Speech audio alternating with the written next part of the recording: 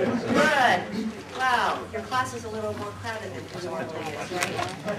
Hey, look, we are just so fortunate today to have Governor-elect John Kasich with us. It's no accident that he's chosen Fisher College of Business, and in particular the Center for Entrepreneurship, to make an important announcement for the state. I thought this was a sociology. No, it's not. It's not. And I just want you guys to give a warm welcome to Governor-elect Kasich, and really to thank him for what I believe has been this unrelenting advocacy that business, innovation, and entrepreneurship is going to create a bright, bright future for Ohio. So join me in welcoming him. First of all, I have one of my old bosses in here, Dick Stoddard, standing in the back of the room. Dick, how many assignments do you have at the university? I have many assignments, yeah, you and I do them all well. Well, because keeping an eye on me, right, trained you. Dick's a great guy. He's been here. He loves Ohio State, and it's fantastic. Let me tell you, the university, without any question, took a giant step forward by bringing Christine Poon into this environment. There is no better company, frankly, in America or in the world than Johnson & Johnson. It's, I tell you, beyond all the things they've been able to advance in terms of their business model, no one will ever forget Tylenol and the fact that Johnson & Johnson, at great risk, moved quickly to maintain their integrity, only to be voted, and at great financial loss, only to be voted one of the most admired companies in the world, and particularly in the United States.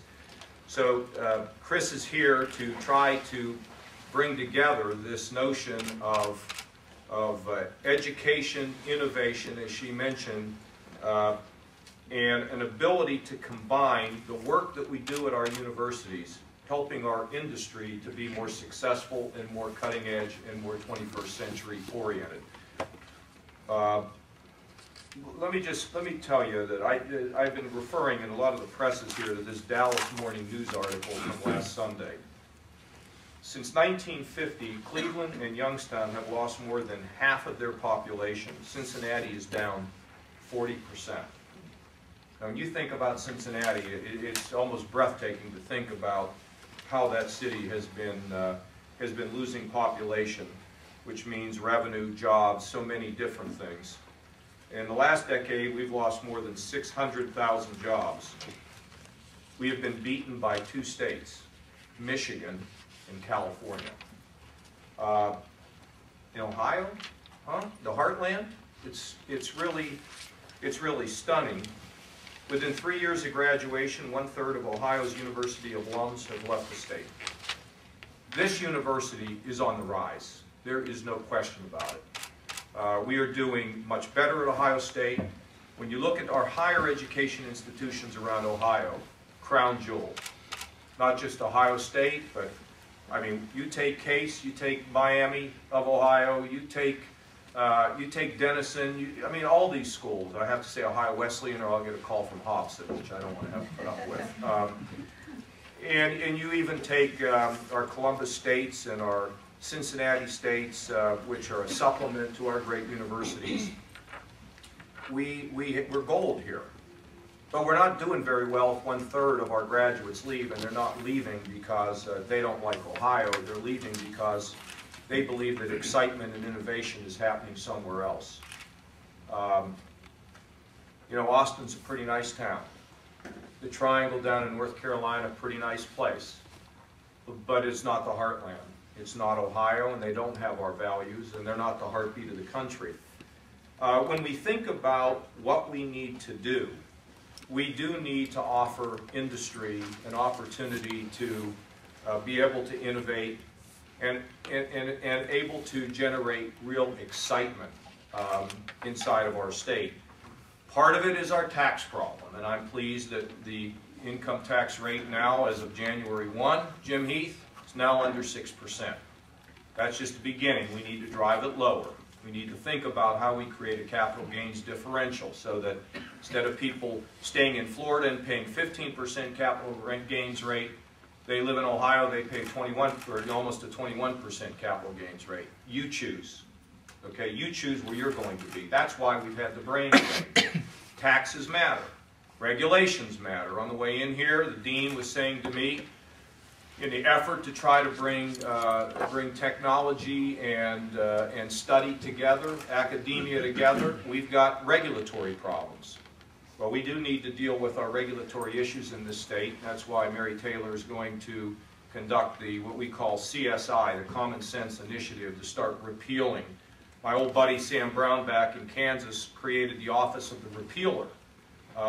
Since he came up with it first, I didn't feel like I could steal it. But we ought to think of ourselves as repealing those regulations that don't represent common sense.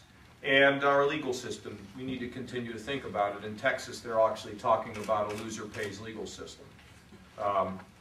Probably if we had fewer lawyers in the legislature, we might be able to do that. But maybe we can make, incremental improvements to the legal system, because companies worry about it.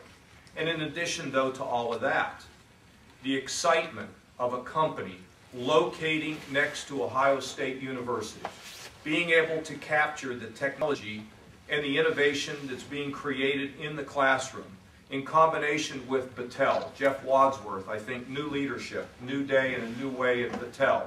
Combine it with Columbus State. Make a good connection with the University of Cincinnati, another rising university in our state. We can tell businesses that there are tremendous opportunities here because of the ability to share what we do at a great Ohio State University with companies that need to innovate and research. We can do so much for them.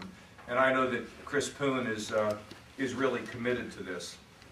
We're here today because in the classroom of entrepreneurship, because we have, as far as I'm concerned, one of the great entrepreneurs you can find. It's my buddy Mark Kvamme. This is a very special moment for me. I met Mark in Washington back when I was the mayor of the balcony at Newt Gingrich's speaker's office. Nobody got on unless I proved it. And Mark weaseled his way onto the balcony where I shook his hand, and from that day forward we became very good friends. Mark is the definition of an entrepreneur. He started one of the first online advertising companies. He had 10 people working for him. And at the end of the day, he went public. Every entrepreneur's dream. Well, maybe their dream is to sell to Google at 50 times revenue, but I think that's not bad. And Mark also worked at Apple and wrote code, and I said, how'd you ever figure that out? He lived overseas when he did it, and then came to the country. He's friends with Jobs, and being at Apple before they went public is pretty remarkable. And that in and of itself is enough to say, wow. But Mark then became a partner at Sequoia Capital. One little story about that. Mark and I were sitting in his office, and I'm a little nervous because I don't see anybody with torn blue jeans and a ponytail. Chris, you're not completing this class the right way. So a man in a ponytail and torn blue jeans came walking by Kwamme's office, and he says, get that guy. Got out the door and he disappeared. He said, what's one of the companies we're funding? And I wanted you to meet the founder of this company. And I said, well, what is it? He said, well, you've never heard of it, but you will. I said, what's the name of the company, Mark? YouTube.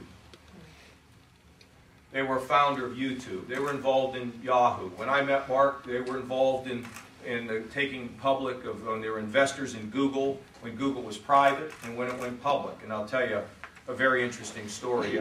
Mark has been friends with Sergey and Larry, the founders of Google. It's easier to get to the Pope than it is to get to Sergey and Larry these days. But we had a dinner with Sergey and Larry at Mark's house. And very small dinner. We're working on a joint project together. And they came in a Volkswagen with inline skates tied to the roof. Okay. They now own, I don't know, fighter jet, Boeing business jet, and God knows what else. And Google is now a major part of our lexicon. Sequoia was involved in the early funding, and of course, then all the way through the public offering. PayPal, I remember meeting with the senior partner at Sequoia about the power of PayPal. You think about Google, YouTube, PayPal, you know, I don't know where else you go. This is a company that has been involved in hatching 10% of NASDAQ companies today. Mark has been a friend of mine, and he has been involved really in terms of my private life, in business, and also at all times, he and I spent a lot of time talking together about public policy and the way to do things. I never forget 10 years ago, I said to him, because I always say, Mark, what's the new thing? You know, there's nothing more exciting than seeing the future, right? That's what being an entrepreneur, that's what this class is, risk-taking, but seeing the future. Mark said, well, I think the future is going to mean that we're going to have the constantly connected consumer. I said, oh, that sounds good. What does that mean? He said, John, we will all be linked all the time. 10, 12 years ago, he told me that. Between Twitter, Facebook, and you know, instant messaging, he's exactly right. It's exactly what's happening.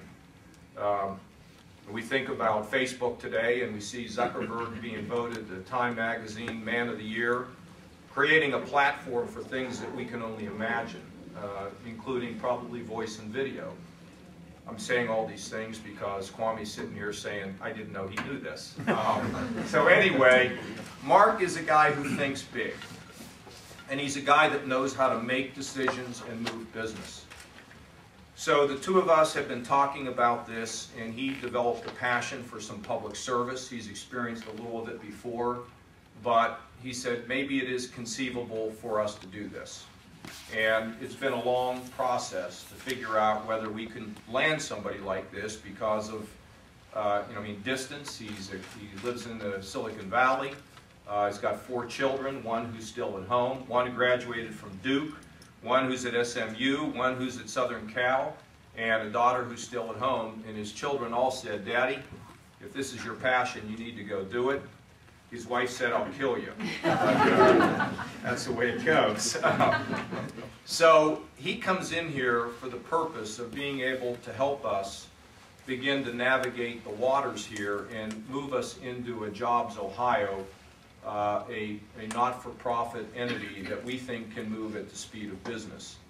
His job is going to be to analyze all the programs currently within the department to make assessments of what works, what doesn't work, how they can be improved, and all with the purpose of creating jobs, and then creating the transition to JobsOhio, and to make sure that Ohio is going to answer every call, to be creative and imaginative, and also to help us to put together a metrics, because we don't want to battle the rest of the country with both hands tied behind our backs when it comes to the kind of incentive packages we need. But it's also important to understand that this is not Santa Claus. We have to make very difficult assessments about who we can help and who we can't help. The easiest thing is to say yes to everybody. The hard thing is to figure out who you say no to. But we're in the business of doing that. You'll also be able to spend a long time focusing on the capabilities and the future of the Third Frontier, which is a tremendous program with great potential if we can get it closer to the near term rather than a 7 to 10 year thought, Chris. So this is important to me personally. I think we've got just an absolutely fantastic guy. The Silicon Valley is coming to Ohio. His contacts, both in California, across the country, are extensive. He will lift our game. There is no question. He will be of enormous help to me, not just in terms of his job in the Department of Development, but also within the fact that I've got a real pal and a friend to advise me for the best things that can happen to our state. So without any further ado, Mark Kvamme.